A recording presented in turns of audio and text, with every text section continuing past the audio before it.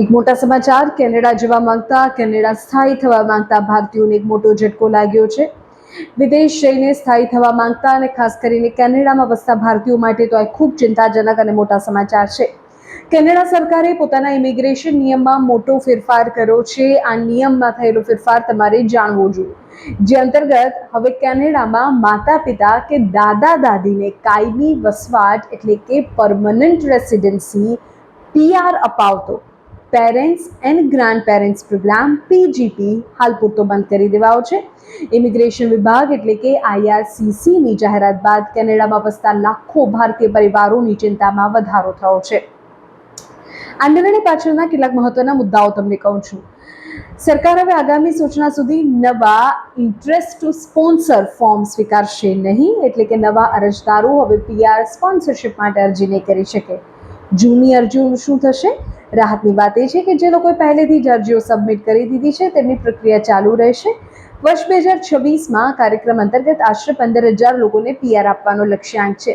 હાલમાં સરકાર પાસે લગભગ 50,000થી વધુ 50,900 જેટલી PGP અરજીઓ પેન્ડિંગ છે। 40,000થી વધુ અરજીઓ તો ક્વિકબેક સિવાયના વિસ્તારો માટે છે।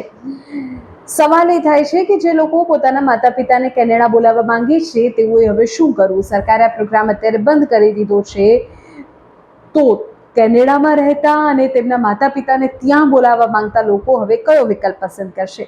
કેનેડા સરકારે આના વિકલ્પ તરીકે સુપર વિઝાનો ઉપયોગ કરવાની સલાહ આપી છે। આ સુપર વિઝાના નિયમો શું છે અને તે કેવી રીતે ઉપયોગી છે તે પણ કહી દઉં। સૌથી પહેલા સુપર વિઝા ધારક માતા પિતા કે દાદા દાદી એક સાથે 5 વર્ષ સુધી કેનેડામાં રહી શકે છે। 10 વર્ષની વેલિડિટી પણ છે। આ વિઝાની કુલ વેલિડિટી 10 વર્ષ સુધીની હોઈ શકે છે। આ વિઝા માટે અરજદારે હેલ્થ ઇન્સ્યોરન્સ લેવો ફરજિયાત છે। કેનેડામાં રહેતા સંબંધીએ તેમની આર્થિક જવાબદારી લેવી પડશે અને લઘુત્તમ આવકનો નિયમ પણ પૂરો કરવો પડશે, એટલે કે તમે કેપેબલ છો તે બતાવવું પડશે।